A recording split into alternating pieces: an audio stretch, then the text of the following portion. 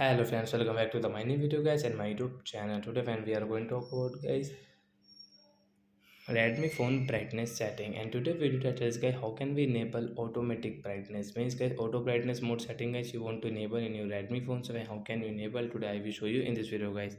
So before starting video friends, first of all go and subscribe the channel guys, click the bell icon, like the video. So friends, now let's see guys how can we enable automatic brightness. Open your phone setting guys. After on phone setting guys, scroll it. Once you can see guys your display setting guys, tap here. Once you can see this type of settings of how can we enable automatic brightness.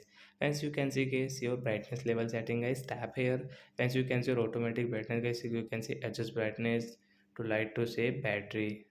So guys you want to enable, so guys tap here this right side, then guys your brightness will, you can see guys brightness decreased automatic. So like that guys we can enable our automatic brightness mode setting in our Redmi phone and we can use it.